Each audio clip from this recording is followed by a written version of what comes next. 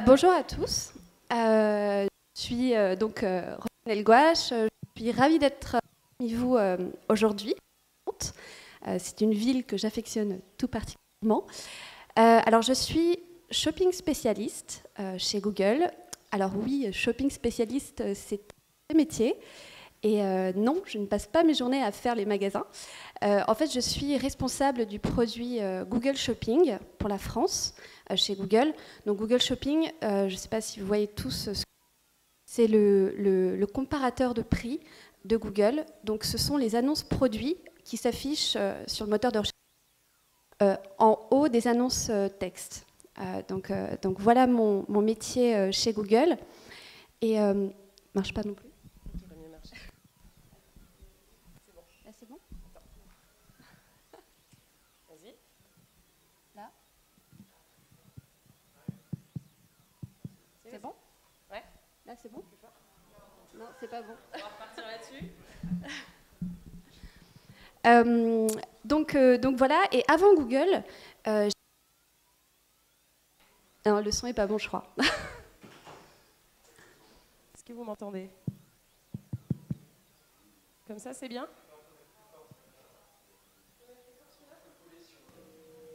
Là, c'est bon ? Là, c'est mieux. C'est bon là ? Parfait. Et donc, je disais, avant Google, j'ai travaillé pendant 5 ans chez Lengo, qui est une célèbre start-up nantaise, et j'ai développé le marché français en tant que country manager.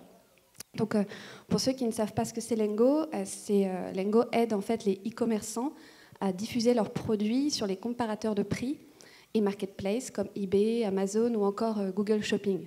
Ceci explique cela. Donc vous l'aurez compris, ça fait maintenant quelques années que je travaille aux côtés des e-commerçants, qu'ils soient grands ou petits. Et donc on voit ce monde du retail changer, en tout cas chez nous, chez Google. Et c'est ce que je voulais partager avec vous. Alors, donc ça c'était pour la présentation. Donc voilà, donc aujourd'hui ce qu'on voit chez Google, c'est qu'on assiste à une vraie révolution du monde du retail et qui est beaucoup plus importante que l'arrivée du e-commerce il y a 16 ans, qui a quand même pas mal chamboulé le marché du retail. Ce qu'on voit aujourd'hui, c'est beaucoup plus fort. Pourquoi ? Parce qu'en fait, ça touche à tous les aspects du métier du retail. Donc on va toucher à bon, bien évidemment le digital, mais pas que. Il y a aussi les magasins physiques en eux-mêmes qui changent. Il y a la perception du client, il y a aussi la logistique, les paiements. Donc tout ça, c'est un gros chantier pour les retailers. Et chez Google, on a la chance d'avoir des bureaux un peu partout dans le monde. Donc c'est très facile pour nous d'échanger avec nos collègues à l'autre bout du monde. Et par exemple, sur Google Shopping, on a une communauté qui est très très forte. Donc avec mes collègues, on échange souvent nos points de vue sur les marchés, sur les différentes pratiques. On voit évidemment qu'il y a des marchés qui sont bien plus avancés que d'autres. Mais ce qu'on voit, c'est qu'il y a vraiment des réelles tendances. Donc c'est ce que je voulais vraiment partager avec vous aujourd'hui, vous montrer comment le monde du retail évolue, qu'est-ce qui nous attend en France dans les prochaines années, et comment Google s'adapte pour accompagner les retailers. Donc, juste pour vous donner une idée potentielle, voici la perception en 2020. En fait, on n'est que à la moitié du chemin, puisqu'on estime qu'en 2020, il y aura le double d'internautes. Donc, dans le monde, on va passer à 7,6 milliards d'internautes. Et on va tripler le nombre de détenteurs de smartphones et d'objets connectés. Donc voilà, tout ça, ça représente une série d'opportunités pour les retailers, et ils l'ont bien compris. Donc ils mettent en place des méthodes pour justement saisir ces opportunités. Et chez Google, il y a 7 grosses tendances que l'on voit parmi les retailers à travers le monde. Donc je vais passer en détail toutes ces grosses tendances pendant la présentation, mais juste pour vous donner une idée. Donc on a bien sûr la première grosse tendance qui est le mobile. Tout le monde en a déjà entendu parler. En fait, le mobile, ce n'est pas la révolution, c'est le moteur de la révolution. C'est ce qui a déclenché cette révolution. On a aussi l'âge d'or du client. Donc, le client évolue. On a l'omnicanalité. Donc, l'omnicanalité, c'est créer un lien entre le e-commerce et le magasin physique. Et justement, ce magasin physique, quel est son nouveau rôle maintenant? On assiste à la naissance de la vidéo et de l'image dans le commerce. On a bien sûr la logistique, qui est le nerf de la guerre.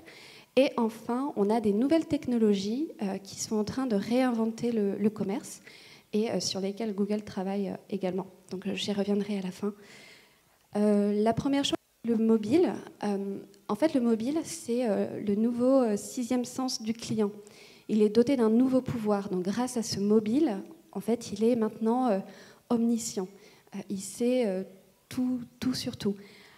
Un exemple, c'est qu'avant, en fait, on disait on va sur Internet. Je ne sais pas si vous vous rappelez, mais moi, quand j'étais plus jeune, je me rappelle chez mes parents, on avait installé carrément un petit espace avec un bureau, avec un gros ordinateur pour aller sur Internet, justement.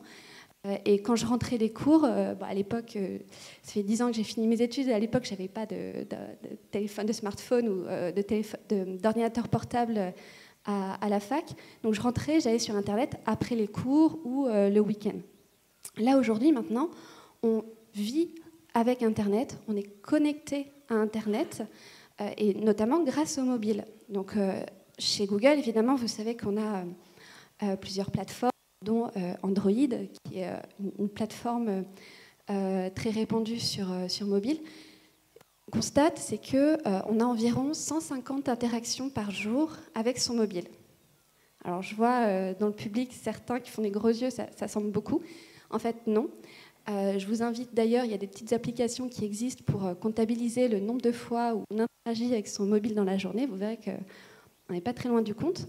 Et qu'aujourd'hui, en fait, on utilise son mobile pour se réveiller, pour lire les news dans le tramway, pour, par exemple, écouter des playlists, de la musique, regarder des vidéos, chercher un resto ou encore un itinéraire avec Google Maps. Donc voilà, ça c'est quelque chose qui a changé. Et aux États-Unis, donc chez nos collègues américains, on le voit, ils utilisent ce nouveau pouvoir pour acheter en ligne. Donc aujourd'hui, il y a 30% des transactions e-commerce qui se passent sur mobile. Et on estime que le chiffre atteindra 50% en 2020. Et on voit déjà, notamment les consommateurs utilisent beaucoup mobile en magasin. Donc vous voyez, 75% des Américains utilisent un mobile en magasin. Je pense que vous avez tous vu, ou même peut-être vous utilisez un mobile en magasin, que ce serait pour rechercher des infos sur un produit, comparer des prix, ou encore prendre une photo du produit. Donc un bon exemple d'un marché qui est plutôt en avance sur le mobile, c'est la Chine, avec donc le Single Day. Alors, est-ce que certains d'entre vous savent ce qu'est le Single Day? Alors, le Single Day, c'est une fête chinoise qui célèbre les célibataires. En fait, c'est le contraire de la Saint-Valentin. Et ça a lieu le 11 novembre. Et donc, Alibaba, qui est une célèbre marketplace chinoise, en a fait un événement commercial. Et donc, ça a lieu le 11 novembre. Et le 11 novembre dernier, ils ont réalisé 17 milliards de chiffre d'affaires en une journée. Alors, je ne sais pas si vous vous rendez compte de ce que c'est, mais en fait, ça représente le chiffre d'affaires de tous les hypermarchés Auchan en une année. Et eux, ils l'ont fait en une journée. Mais ça, ce n'est pas le plus fort. Le plus fort, c'est que sur ces 17 milliards, il y a 85% de ce chiffre d'affaires qui a été fait via les transactions sur mobile. Donc ça, c'est énorme. Et pour tout vous dire, nous, chez Google, on envoie même certains de nos célèbres retailers français en stage d'observation en Chine et dans d'autres pays asiatiques pour leur montrer justement l'ampleur du phénomène et du coup ce qui nous attend dans les prochaines années. Donc,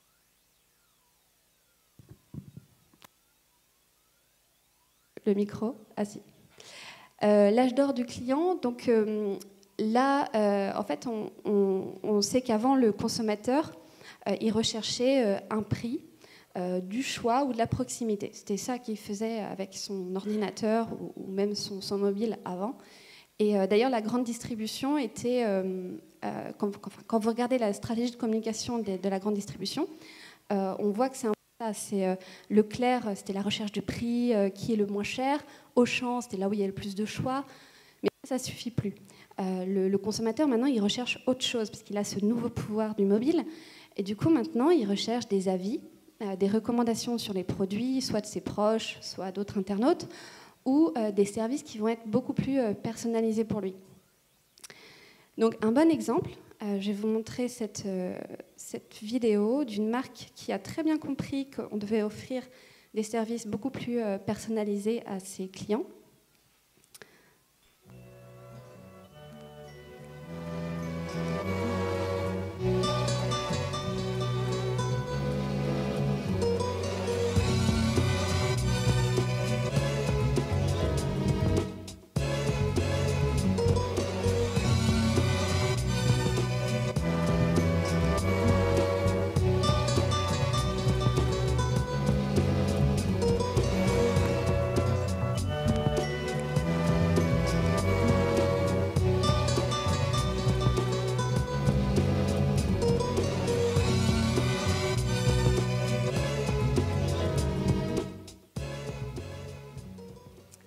Voilà, donc ça c'est Nike qui a bien compris ça et qui propose du coup aux clients de venir customiser leur propre, la couleur qui leur plaît, donc vraiment de créer leur propre produit. On a également Sephora qui commence à créer vraiment de la recommandation personnalisée. Si par exemple vous voulez acheter un cadeau à votre maman, et que celle-ci a la carte de fidélité Sephora, eh bien vous allez chez Sephora et vous dites voilà, je voulais acheter un cadeau pour Madame X. Et donc la vendeuse va regarder par rapport à toutes les datas qu'elle a sur la carte de fidélité, donc qu'est-ce qu'elle achète, les marques qu'elle préfère, etc. Et sera à même de proposer des cadeaux plus personnalisés pour votre maman. Donc ça, c'est un exemple d'évolution qu'on voit chez les magasins. Autre chose, là, en ce moment, avec l'avènement du bio, l'éco-citoyen, etc., on veut regarder ce qu'on achète. Et certaines marques se sont bien adaptées à leur clientèle. Par exemple, on a Everlane, qui est une marque américaine, et qui propose sur son site internet, si vous voulez acheter une chemise bleue, voilà, la chemise bleue, vous allez pouvoir voir le coût de revient avec la marge du retailer et où est-ce que ça a été fabriqué. Donc ça, c'est un bon exemple. Il y a aussi des marques françaises qui sont là-dedans, Maison Standard, par exemple. Donc ça, c'est un autre exemple d'adaptation. On a aussi l'omnicanalité. Donc l'omnicanalité, pour rappel, c'est créer un pont entre le site e-commerce et le magasin physique. Alors, quand le e-commerce a apparu il y a 16 ans, beaucoup ont dit « ça y est, le magasin est mort ». Et en fait, pas du tout. Donc, je dirais même que donc, les brick and mortar, donc brick and mortar, c'est ceux qui ont un site internet et un réseau ERAM ERAM est un brick and mortar. Donc, ça, justement, ces brick and mortar, on leur a dit le magasin est mort, c'est foutu, il va être remplacé par le e-commerce. Et non, en fait, c'est eux qui s'en tirent mieux aujourd'hui par rapport aux pure players. Donc les pure players, c'est ceux qui ont uniquement un site internet. Et en fait, eux, les pure players, ils peinent un peu face à Amazon qui est quand même assez puissant. Donc les brick and mortar, ceux qui réussissent, c'est ceux qui ont bien compris qu'il fallait faire un lien entre le e-commerce et les magasins physiques. Alors, par contre, en effet, aux États-Unis, donc ça, ce sont des chiffres US, hein. Donc on voit par contre qu'effectivement le trafic baisse en magasin. Donc il y a moins de gens qui se rendent en magasin. Ça c'est une réalité, hein, quand on compare à 2010 à 2015.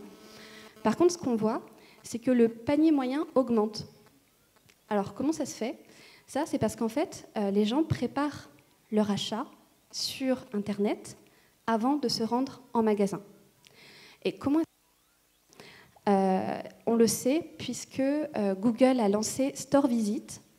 Donc Store Visit, en fait, c'est par exemple, vous cliquez sur une annonce AdWords Darty et plusieurs jours après, vous vous rendez dans un magasin Darty, eh bien, nous, que ce clic a généré une visite en magasin chez Darty. Donc, on est capable de mesurer les visites en magasin grâce à Store Visit depuis la fin de l'année dernière. Et on l'a expérimenté avec Darty. Et justement, on s'est rendu compte que 52% des clients qui avaient visité le site Darty étaient venus en magasin acheter par la suite. Donc ça, c'est une réalité à laquelle il faut s'adapter. Et justement, pour attirer les dans les magasins, pour les attirer, on a lancé aussi Local Inventory Ads. Alors, c'est une sorte... Je vais tous les tester, je crois.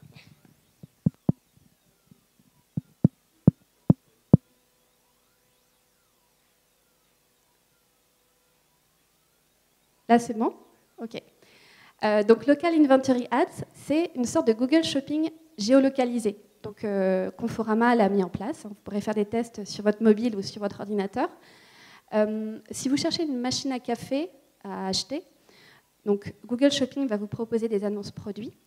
Et grâce à Local Inventory Ads, on va également pouvoir vous dire cette machine à café, elle est disponible en stock dans votre magasin Conforama, à côté de chez vous, à exactement 2,6 km. Et grâce à Google Maps, vous pouvez y aller. Donc voilà ce vers quoi les retailers se penchent aujourd'hui sur le sujet de l'omnicanalité. Et justement, une fois qu'on a attiré ces consommateurs au magasin, quel est le nouveau rôle du magasin ? Il évolue, le magasin. Donc là, on a un exemple avec la marque américaine Sonos, qui est une marque de hi-fi électronique, et qui a tout repensé ses magasins. Donc vous voyez ce qu'ils ont fait, en fait. Ils ont complètement épuré leur magasin, un peu comme... Par exemple, Apple, on voit que c'est un peu la grosse tendance des magasins épurés. On ne met plus tout le stock de visu. On est vraiment dans cette tendance et beaucoup ont copié Apple d'ailleurs. Donc là, en fait, ils ont créé des petites cabines, des petits salons décorés, un peu comme chez soi. Et en fait, ce qu'on fait, c'est qu'on rentre dans cette petite box et là, on est comme dans son salon. On peut tester en conditions réelles les produits, écouter sa playlist, regarder la télé, comme si on était chez soi en fait. Et donc ça, c'est une nouvelle expérience qu'il propose aux consommateurs. Et on a besoin de cette expérience-là, parce qu'aujourd'hui, en fait, les magasins, ils doivent se renouveler, puisque les consommateurs attendent la même fluidité qu'ils ont en ligne dans les magasins. Par exemple, si vous allez en ligne et que vous cherchez une chemise bleue, vous allez sur le site de Gap, par exemple, vous allez chercher grâce au filtre, chemise bleue, taille 40, et hop, vous avez une sélection. Demain, vous rentrez dans un magasin où il y a des kilomètres carrés de rayons de magasins, ça devient vite une corvée pour trouver ce qu'on cherche. Donc, on a besoin de proposer une nouvelle expérience aux consommateurs, surtout qu'en fait, ils sont de moins en moins fidèles aux marques. Donc, on le voit chez les États-Unis, par exemple, 47% des Américains avaient une marque favorite en 2007, ils ne sont plus que 28% en 2015. C'est-à-dire qu'ils sont beaucoup plus volatiles. Donc ça, il y a des marques qui l'ont bien compris et qui décident donc de faire venir la technologie et le digital dans leurs magasins. On a par exemple la marque Rebecca Minkoff, une marque de prêt-à-porter américaine, ou même Ralph Lauren, que vous connaissez peut-être plus, qui a mis en place ça dans les magasins. Donc je vous invite sur YouTube à regarder leurs vidéos. Il y en a plein et c'est vraiment très intéressant. En fait, ce qu'ils ont fait, c'est que quand vous allez essayer un vêtement, donc vous allez aller dans la cabine d'essayage, déjà, le mur, ils ont mis un mur digital qui reconnaît le vêtement que vous avez pris. Donc vous l'essayez, et là, en fait, si la taille ne va pas, vous pouvez voir tout de suite s'il y a une autre taille en stock, s'il est disponible dans d'autres couleurs. Si vous voulez des suggestions de look, si vous voulez voir quel pantalon va avec, quelles chaussures je peux mettre avec, tout ça, le mur digital va être en mesure de vous le dire. Et donc, d'une part, ça propose une nouvelle expérience aux consommateurs, mais en plus, pour la marque, c'est très intéressant. Pourquoi ? Parce qu'ils vont pouvoir engranger des informations. Par exemple, s'ils voient qu'un vêtement a été beaucoup essayé, mais finalement peu acheté, ben, peut-être qu'il y a un problème avec ce produit, il faut le revoir, peut-être que la coupe n'est pas bonne. Donc ça, c'est les nouveaux magasins de demain. Donc on voit que le magasin n'est pas mort et loin de là, puisque justement on a des pure players, comme Spartoo, qui ouvrent des magasins physiques. Donc ça aussi, c'est une vraie tendance. Et puis pour eux, c'est un moyen, d'une part, d'avoir une sorte de hub logistique pour le click and collect, mais aussi de contrer Amazon. Sauf que Amazon aussi ouvre des magasins. Donc voilà, par exemple, aux États-Unis, ils ont ouvert plusieurs librairies. Donc on voit que le magasin a un réel succès chez les retailers. Autre nouveauté aussi, c'est par exemple l'arrivée des images et de la vidéo dans le commerce, et notamment auprès d'une population qu'on appelle millennials. Donc c'est des jeunes qui sont nés entre 1980 et 2000. Et donc parmi eux, on voit sur YouTube que 3 sur 4 sont abonnés à une chaîne de marque sur YouTube et que 50% d'entre eux préfèrent regarder une vidéo sur leur mobile plutôt que sur leur ordinateur. Donc ça, c'est une réalité. Nous, chez Google, on s'est aussi adapté à ça, puisqu'on a introduit Google Shopping dans YouTube. Donc ça marche très bien auprès de cette population-là. D'ailleurs, si vous regardez une vidéo YouTube sur un produit, il y a Sephora qui s'est lancé dernièrement, vous regardez une publicité pour un rouge à lèvres, et bien directement, vous avez une fiche produit à côté et vous pouvez acheter le produit en un clic. Donc ça, c'est quelque chose qu'on voit de plus en plus. Et on appelle ça, ce nouveau phénomène, le retailtainment. Donc il y a une application américaine qui cartonne, qui s'appelle Micmac. Je ne sais pas si certains d'entre vous en ont entendu parler. C'est une sorte de réseau social et de shopping vidéo en même temps. Et donc ça marche très très bien auprès de cette population de milléniaux. Et enfin, donc la logistique, le nerf de la guerre, la guerre du dernier kilomètre, justement, avec Amazon qui mène un peu la vie dure à nos e-commerçants. Donc aujourd'hui, en fait, le consommateur, il s'attend à être livré en J+1. Pour lui, c'est quasiment normal. Il est même prêt à payer un petit supplément pour être livré le jour même ou dans les 2 heures. Donc là, ça, c'est la réalité aujourd'hui. Demain, qu'est-ce qu'on imagine ? Demain, on imagine peut-être une livraison plus collaborative, une livraison par voiture autonome ou par drone. Ça, c'est quelque chose qui peut arriver. Ou alors, justement, on va essayer d'aider les retailers parce que la logistique, tout le monde ne s'appelle pas Amazon, donc ce n'est pas non plus évident de s'y mettre. Donc, ce qu'on a fait aux États-Unis, c'est qu'on a monté un programme pour permettre aux retailers de mutualiser leur livraison et d'être justement beaucoup plus forts dans ce domaine. Alors, tout ce que je viens de vous dire, en fait, c'est le futur, mais en fait, le futur très très proche, parce que c'est des choses qui sont déjà dans d'autres pays. Et en fait, tout ce que je viens de vous dire là, les retailers français, du moins les plus avancés, en fait, ils les ont déjà en tête. Ils sont déjà en train d'implémenter ça. Moi, ce que je voulais vous dire surtout, c'est ce qui nous attend dans un futur plus lointain. Il y a des nouvelles technologies qui arrivent et qui vont vraiment réinventer le commerce. Et dont certaines technologies, on travaille dessus chez Google. Donc, sur ces technologies, je vais les détailler après, mais on a donc la réalité virtuelle pour justement pouvoir se projeter. On a les objets connectés pour pouvoir créer un réel univers autour de nous. On a l'intelligence artificielle qui est un sujet très, très à la mode aujourd'hui, j'y reviendrai plus tard. Le commerce conversationnel, c'est-à-dire qu'on ne fera plus de requêtes sur Google, on parlera avec Google. L'impression 3D, donc pour créer des nouveaux produits. La traçabilité digitale, donc ça c'est pour avoir toujours plus d'informations sur les utilisateurs et pouvoir mieux s'adapter à eux. La blockchain pour sécuriser toutes les données. Et également la robotique pour apporter une vraie valeur ajoutée à l'humain. Donc si je devais choisir 4 technologies sur lesquelles Google travaille en ce moment et qui vont vraiment aider les retailers à s'adapter à cette révolution du retail, je choisirais ces 4 technologies. Donc Le commerce conversationnel avec Google Assistant, je vais en parler juste après. L'intelligence artificielle, donc avec des API qu'on met à disposition de plateformes tiers, justement pour développer toute cette notion d'intelligence artificielle, des objets connectés avec Google Home ou Nest encore, et la réalité virtuelle avec notre technologie Tango. Donc je vais détailler tout ça. Donc l'intelligence artificielle, alors un exemple de ce tournant, c'est que c'est notre CEO de Google qui l'a dit, hein, c'est Sundar Pichai qui l'a dit. Avant, on était mobile first. Donc c'était, même pour Google, on disait c'est ça, c'est le futur, c'est le mobile. On pensait que le mobile allait remplacer la télécommande, la télé, la radio. Alors en fait, pas du tout. Le mobile est devenu has-been en fait demain, puisque les interactions seront beaucoup plus naturelles. On aura des interactions avec Google ou avec des objets connectés par la voix, par le regard et par l'image. Et ça, c'est l'intelligence artificielle. Donc, le machine learning, alors, certains confondent un peu intelligence artificielle et machine learning. Intelligence artificielle, c'est le concept.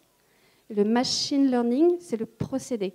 C'est-à-dire, c'est un algorithme qui apprend pour se perfectionner et qui contribue justement à l'intelligence artificielle. Ça, c'est la différence entre les deux.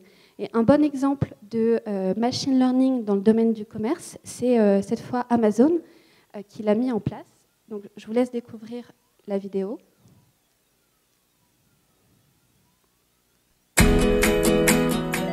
Four years ago, we started to wonder, what would shopping look like if you could walk into a store, grab what you want, and just go? What if we could weave the most advanced machine learning, computer vision, and AI into the very fabric of a store so you never have to wait in line? No lines, no checkouts, no registers. Welcome to Amazon Go. Use the Amazon Go app to enter. Then put away your phone and start shopping. It's really that simple. Take whatever you like. Anything you pick up is automatically added to your virtual cart. If you change your mind about that cupcake, just put it back. Our technology will update your virtual cart automatically. So, how does it work? We used computer vision, deep learning algorithms, and sensor fusion, much like you'd find in self-driving cars. We call it Just Walk Out technology. Once you've got everything you want, you can just go. When you leave, our Just Walk Out technology adds up your virtual cart and charges your Amazon account. Your receipt is sent straight to the app, and you can keep going. Voilà, je vais pas tout mettre parce que c'est un petit peu en retard. Hop. Voilà, donc ça c'était un bon exemple de machine learning qui est appliqué dans le monde du commerce. On a aussi la robotique qui arrive, par exemple avec le robot Pepper qui était dans les magasins Darty en partenariat avec Engie. Et c'est une initiative qui a très très bien marché. Ils avaient mis un robot Pepper dans les rayons et qui demandait aux gens bonjour, est-ce que vous avez un chauffage individuel au gaz? Alors je ne sais pas vous, mais moi, si je me promène chez Darty et qu'il y a un vendeur qui me pose cette question, je lui réponds j'ai pas le temps. Alors que là, c'était un robot plutôt sympathique. Il y a aussi l'attrait de la curiosité. Donc les gens se sont prêtés au jeu, ont répondu aux questions et donc c'est une initiative qui a très très bien marché et qui, je pense, va se développer dans les années à venir. On a aussi le machine learning au profit de la reconnaissance d'images. Google a aussi des technologies là-dessus, mais il y a aussi Pinterest qui, par exemple, permet la reconnaissance d'images et de proposer du coup des recherches associées. Donc pourquoi pas prendre une photo d'un produit et avoir des recommandations d'achat produits en même temps. On a aussi la technologie Tango, donc ça, c'est celle-là qui est propre à Google, qu'on développe en ce moment, qui est la réalité virtuelle. Donc appliquée dans le monde du commerce, on peut faire pas mal de choses, notamment avec son téléphone. Si par exemple vous faites du shopping en ligne, pourquoi pas, grâce à votre téléphone, voir débarquer dans votre salon le mannequin qui porte le pantalon que vous voulez et que vous pouvez regarder sous toutes les coutures. Ou encore voir si un meuble passe bien dans votre salon. Donc ça, c'est une technologie qu'on développe pour aider nos retailers justement dans ce domaine. Alors, en termes d'intelligence artificielle, il y a aussi l'assistant. Et donc, il n'y a pas que Google dans le domaine, il y a aussi Amazon avec Alexa. Alors, je ne sais pas si tout le monde connaît Alexa.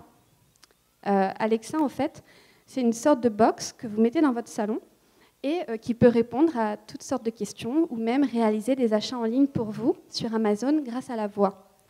Donc, il y a une histoire assez rigolote d'une petite fille qui, c'était il y a 2-3 mois, et ça a fait le tour des informations aux US.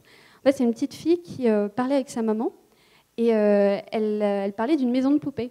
En fait, Alexa a compris qu'il fallait commander une maison de poupée et donc une maison de poupée a été livrée chez eux. Et ça a été repris donc, aux informations. Et le comble, c'est qu'en fait, tous les gens qui ont écouté les informations chez eux et qui avaient une box Alexa ont du coup aussi reçu une maison de poupée, puisque Alexa avait entendu la commande via les informations. Donc voilà, on s'est retrouvé avec toute une série de livraisons de maisons de poupées. Donc ce qu'il faut retenir, c'est que ça ne marche pas encore très bien, mais qu'on y arrive. Et justement, donc sur Google, on a notre Google Assistant. Alors, comme ce n'est pas très clair pour tout le monde, Google Assistant, en fait, c'est une technologie conversationnelle. Donc, notre objectif, en fait, c'est de remplacer la requête sur Google que vous faites avec vos doigts par des recherches vocales.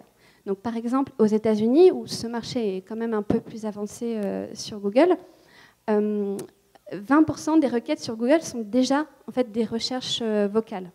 Et nous, on estime que ça représentera 50% en 2020. Donc, on a créé Google Assistant, avec qui vous pouvez parler, vous pouvez demander OK Google, quel temps va-t-il faire aujourd'hui? Ou encore OK Google, à quelle heure est ma prochaine réunion? À quelle heure il faut que je parte de chez moi pour y arriver à temps? Et tout ça avec la voix. Donc, c'est plutôt révolutionnaire et cette technologie, on l'a embarquée dans plusieurs appareils. Donc on a le téléphone Pixel, qui n'est pas encore disponible en France, mais on a aussi le Google Home, qui est une sorte d'Alexa pour Google, qui est déjà sorti aux US, et notamment dans Google Halo aussi. Je ne sais pas si vous avez déjà eu l'occasion de le tester. Donc je vais vous montrer une petite vidéo pour vous montrer ce qu'est capable de faire cet assistant.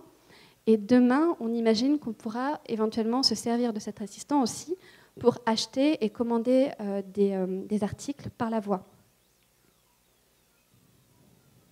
When we started, we made this for everyone, so that everyone could find anything they need among the millions of bazillions of things in the world.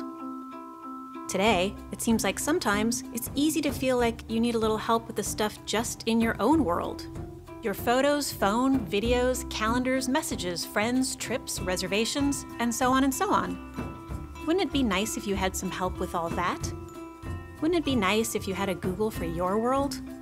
That's why we're building the Google Assistant. Hi, Amy. How can I help?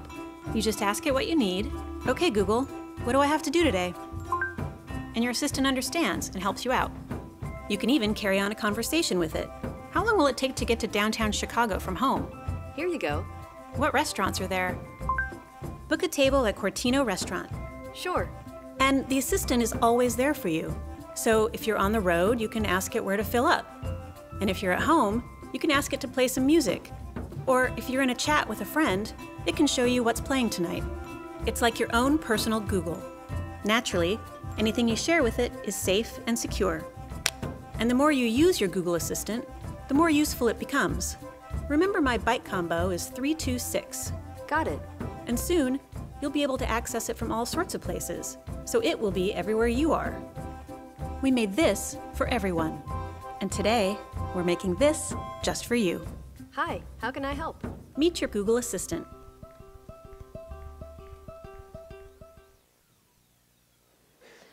Voilà, donc quand je disais tout à l'heure, l'avenir du commerce, c'est non pas le mobile, mais l'intelligence artificielle.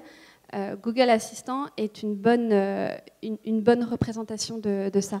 Donc là, j'ai un peu enlevé ma casquette Google Shopping pour mettre ma casquette Google au sens large, pour vous donner une idée de toutes les technologies sur lesquelles travaille Google pour accompagner les retailers dans leur évolution.